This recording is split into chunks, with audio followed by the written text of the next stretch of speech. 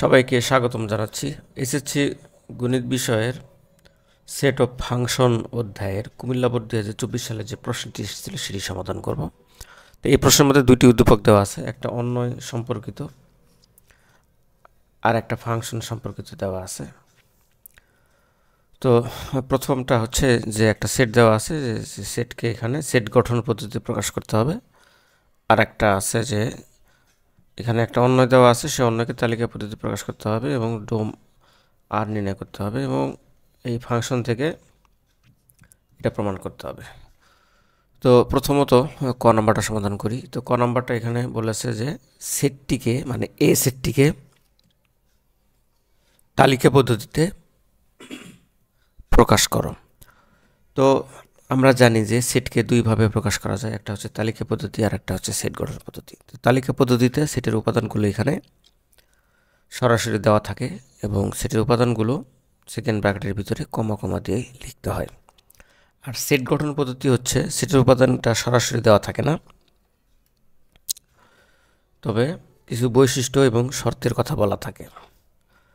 তো এটা সেট গঠন পদ্ধতিতে লিখতে গেলে প্রথমেই তোমাদের আগে এই সেটের উপাদানগুলো কেমন সেগুলো একটু দেখে চিন্তা করতে হবে। তো সেটের উপাদানগুলো এখানে -3, -2, -1, 0, 1। তো এগুলো দেখেই আমরা বুঝতে পারবো যে সেটের উপাদানগুলো পূর্ণ সংখ্যা। আর পূর্ণ সংখ্যার সেটকে জেড দ্বারা প্রকাশ করা হয়। আমরা যদি একটা সংখ্যা রেখা আঁকি, এখানে সংখ্যা রেখার মাঝে একটা সংখ্যা 0 বিন্দু নিলাম, এটা হলো 0। সংখ্যা রেখার ডান দিকে ধনাত্মক সংখ্যাগুলো 1, 2, 3 এভাবে চলে। আর সংখ্যা রেখার বাম দিকে -1, -2, -3 এইভাবে চলে। তো দেখো সংখ্যা রেখার উপর যে সংখ্যাগুলো আমরা নিলাম এগুলো সবই হচ্ছে পূর্ণ সংখ্যা। তো দেখো এগুলো সবই কিন্তু পূর্ণ সংখ্যা, কিন্তু এখানে কিন্তু পূর্ণ সংখ্যার কিন্তু শেষ নেই, কিন্তু এখানে কিন্তু আছে -3 থেকে 1 পর্যন্ত। তো আমরা এটা লিখব কিভাবে? শুরুতেই আমাদের চলকের মাধ্যমে লিখতে হবে, অর্থাৎ আমাদের এখানে লিখতে হবে একটা চলক নিব আমরা x, যেন লেখার নিয়ম হচ্ছে একটা চলক লিখতে হবে একটা সাজদের চিহ্ন লিখতে হয়। তো x তারপরে একটা লিখতে হবে যে x এর উপাদানগুলো হচ্ছে সেটের উপাদানকে নির্দেশ করে। x হচ্ছে একটা চলক, এই চলক কি নির্দেশ করে? সেটের উপাদানগুলোকে নির্দেশ করে। আর সেটের উপাদান কেমন হবে সেটা লিখতে হবে যে x বিলংস টু z, মানে সেটের উপাদানগুলো হচ্ছে পূর্ণ সংখ্যা, কিন্তু পূর্ণ সংখ্যা তো শেষ নেই। তো এখানে আমাদের একটা শর্ত আরোপ করতে হবে যে কি, দেখো সেটের উপাদানগুলো কিন্তু আমরা লিখতে পারি যে -4 থেকে ছোট এবং 2 থেকে -4 থেকে বড় এবং 2 থেকে ছোট, অর্থাৎ এভাবে লিখতে পারি -4 থেকে বড় এবং 2 থেকে ছোট। তাহলে দেখো ওই যে সংখ্যা রেখা আমরা যেটা একটু আগে এঁকে নিলাম, মাঝে থাকে 0, 1, 2, 3, 4 এভাবে চলবে, আর এইদিকে -1, -2, -3, এরপরে -4 এভাবে আছে -5। তাহলে দেখো বামে যত যাবে তত ছোট হবে, অর্থাৎ -4 থেকে কিন্তু এই ডানেরগুলো কিন্তু বড়, ডানের সংখ্যাগুলো সবসময় বড় হয় যে কোনো একটা সংখ্যা চিন্তা করলে। তাহলে দেখো এগুলো কিন্তু সব বড়, এখানে বলছে -4 থেকে বড়, কিন্তু দেখো এখানে আবার এই 2 থেকে কিন্তু ছোট। তো এইভাবে আমরা এটা লিখতে পারি। আবার অন্য আরেকভাবে লেখা যায় যে সেটের উপাদানগুলো পূর্ণ সংখ্যা ঠিক আছে, কিন্তু -3 থেকে ছোট অথবা সমান এবং 1 থেকে ছোট অথবা 1 এর সমান, এভাবে লেখা যায়। এটা দ্বারাও কিন্তু এই একই জিনিস নির্দেশ করে, অর্থাৎ এখানে লেস অর ইকুয়াল আছে, গ্রেটার দেন অর ইকুয়াল আছে, আর এখানে এটার greater than or equal, sorry এখানে লেস দেন অর ইকুয়াল আছে, অর্থাৎ -3 অথবা -3 সমান 1 এবং অথবা 1 এর সমান হবে। তাহলে -3 অথবা -3 এর সমান মানে -3, তারপরে এখানে আছে -2, এরপরে -1, এরপরে 0, এরপরে 1। তাহলে এইভাবে কিন্তু দুইভাবেই কিন্তু তোমরা এটাকে সেট গঠন পদ্ধতিতে প্রকাশ করতে পারবে। নেক্সট আমরা সমাধান করব যে 1 নম্বর উদ্দীপক থেকে আমাদের খ নম্বরটা সমাধান করতে হবে। তো এখানে একটা ক্রমজোর দেওয়া আছে এবং এই ক্রমজোর বা অন্যয়টা এমন হবে বা অন্যয়ের ক্রমজোরগুলো এমন হবে যে এ সেটের উপাদান থেকে আসবে, এ সেট থেকে আসবে, এক্স এর মানও এ সেট থেকে, ওয়াই এর মানও এ সেট থেকে আসবে এবং এখানে আর একটা শর্ত দেওয়া আছে, এই শর্তটা এখানে মেনটেন করবে। তো শুরুতেই আমরা লিখব সমাধান দেওয়া আছে, যে প্রদত্ত অন্যয় যেটা দেওয়া আছে সেটা লিখব এবং এটার সাথে এ সেটের সম্পর্ক। তো এখানে এ সেটটাও লিখব। এখন প্রদত্ত শর্ত যেটা সেটা আমরা লিখব। এই শর্তের আলোকে এখানে এক্স এবং ওয়াই এর মান এখানে নির্ধারিত হবে। এক্স এর মান তো ফিক্সড করাই আছে, এই যে এক্স এর মান হচ্ছে এগুলা, এ সেটের উপাদানগুলোই হচ্ছে এক্স এর মান। এক্স এর মান বসানোর পর ওয়াই এর যে মানগুলো পাওয়া যাবে সেগুলো এ সেট থেকে নিতে হবে, যেগুলো এ সেটে নাই সেগুলোকে আমরা বাদ দিতে হবে। তাহলে প্রদত্ত শর্ত হচ্ছে এটা। প্রথমত এটাকে আমরা ওয়াই চলকের মাধ্যমে লিখব, অর্থাৎ বামে আমরা ওয়াই রাখবো, ডানে সব কিছু পাঠাই দেবো। তাহলে প্রথম কাজ হবে এখানে এক্স প্লাস 2 রেখে আমরা ওয়াইটাকে আমরা ডানে পাঠাই দিলাম, তাহলে plus x plus 2 equal y হলো। সুতরাং ওয়াই ইকুয়াল টু আমরা পেলাম এক্স প্লাস 2। এখন এক্স বিলংস টু এ এর জন্য ওয়াই এর মান নির্ণয় করতে হবে। এখানে একটা ছক তৈরি করতে হবে, যে ছকের প্রথমে এক্স এবং ওয়াই থাকবে, এক্স এর মানগুলো হবে এ সেটের উপাদানগুলো এবং ওয়াই সেটের মান হবে এই যে এক্স এর মান এই সমীকরণে বসানোর পর যা পাওয়া যাবে সেগুলো হচ্ছে ওয়াই এর মান। তো এক্স এর মানগুলো এখানে আমরা লিখি, এক্স এর মান হচ্ছে -3, -2, -1, 0 এবং 1। এখন দেখো এই সমীকরণে যদি আমরা এক্স এর মান এখানে -3 বসাই, তাহলে -3 + 2 ইকুয়াল হবে -1, তাহলে ওয়াই এর মান হবে এখানে -1। এই সমীকরণে এক্স এর জায়গায় যদি -2 বসাই তাহলে -2 + 2 আসে, তাহলে 0 আসে, ওয়াই এর মান এখানে 0 আসবে।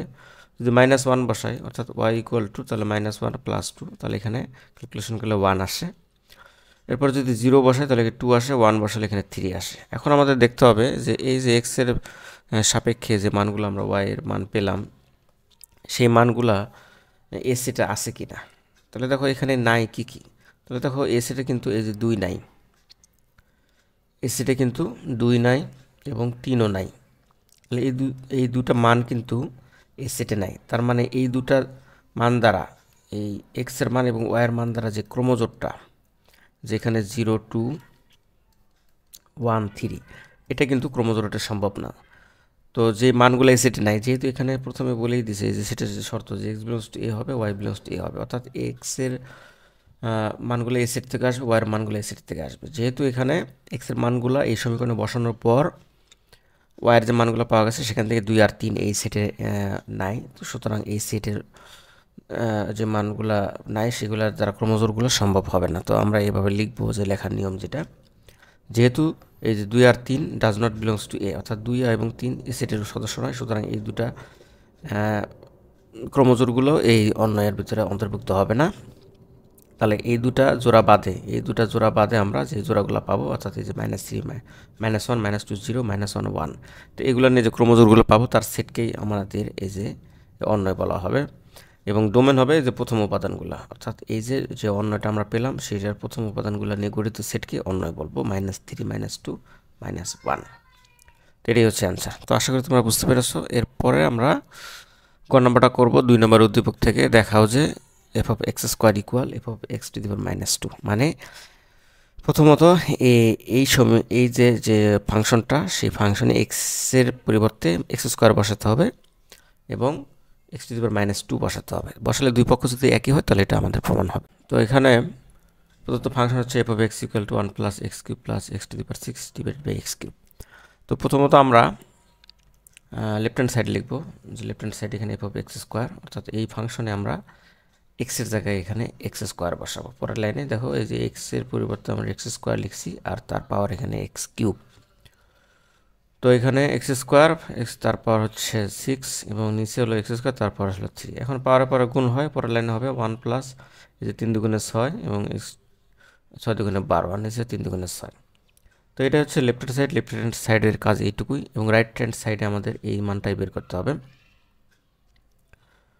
তো এখানে রাইট হ্যান্ড সাইড হচ্ছে f of x to the power -2। তাহলে সূচকের নিয়মে একটা সূত্র আছে, দেখো যে কোনো একটা সূচকের রাশি যদি ঋণাত্মক হয়, ধরো যেটা, তাহলে এটার উল্টাটা যা হয়, মানে এখানে উপরে 1 হবে আর নিচে এটার ধনাত্মকটা হবে। তাহলে দেখো এখানে এর জায়গায় এক্স আছে এবং এন এর জায়গায় এখানে -2 আছে, তাহলে এটা বিপরীতকরণ হয়ে এটার ধনাত্মক মানটা হবে। তো এটা হচ্ছে সূচকের নিয়মে সূত্র, তো এই সূত্রটা এখানে প্রয়োগ করে আমাদের কাজ করতে হবে। তাহলে এখন ওই যে যেখানে যেখানে এক্স আছে সেখানে 1/x² বসাবো। এরপরে লাইনে এখানে দেখো এই যে পাওয়ারের পরে গুণ হয় 1/x⁶, কারণ এখানে 1/x² তার পাওয়ার হচ্ছে 3, এর মানে 1 এর পাওয়ারও 3, x² এর পাওয়ারও 3, তার 1 এর পাওয়ার মানে তো 1ই, আর পাওয়ারের পরে গুণ হয় x⁶ হয়। তো এখানে এই কাজটা করা হয়েছে। এখন দেখো উপরের এই যে এটা একটা রাশি আমরা চিন্তা করি, এটা হচ্ছে 1 + 1/x⁶ প্লাস 1/x⁴। তো এটার আমার লসাগু নির্ণয় করতে হবে। এটা নিচে মনে মনে এক আছে, তাহলে 1x⁶ এবং x⁴ এর লসাগু হচ্ছে x⁴। তো x⁴কে 1 দ্বারা ভাগ করলে এটাই হয়, আবার গুণ করলে এটাই হয়, তাহলে x⁴ আর x⁴কে এই যে x⁴ দ্বারা ভাগ করলে এখানে x⁴ থাকে, আর x⁴কে x⁴ দ্বারা ভাগ করলে 1 থাকে, সে 1 দ্বারা আবার এই যে লবকে গুণ করলে 1 হয়। তার পরের লাইন কিন্তু আমাদের এখানে এই কাজটা করা হয়েছে, নিচে এটা যা আছে তাই থাকবে। এখন যেহেতু এই উপরের একটা ভগ্নাংশ, এই যে দেখো নিচে একটা ভগ্নাংশ, তো এই ভগ্নাংশের সাথে এটা নিচেরটা কিন্তু ভাগ অবস্থায় আছে, আর ভাগের কাজ হয় কি, উপরে যেটা আছে সেটা ঠিকই থাকবে, নিচেরটা এখানে উল্টে যাবে, অর্থাৎ গুণ হয়ে এটা এই যে এই হরটা লবে যাবে আর লবটা হরে আসবে, এটা হলো নিয়ম। এখন দেখো যে এটার সাথে এটা যদি ভাগ করে দিই তাহলে এখানে x⁶ থাকে, অর্থাৎ উপরে x⁴ 6 এবং নিচে x⁴ তো এটা কাটাকাটি করে 1/x⁶ থাকে, তাহলে নিচে কিন্তু x⁶ থাকবে।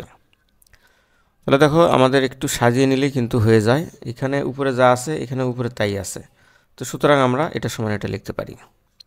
তোমরা চাইলে এটা সমান সমান আর একটা লাইন বাড়ায় 1 + x⁶, x⁴ এবং নিচে x⁶ এটা লিখতে পারবো। তো আশা করি তোমরা বুঝতে পেরেছো।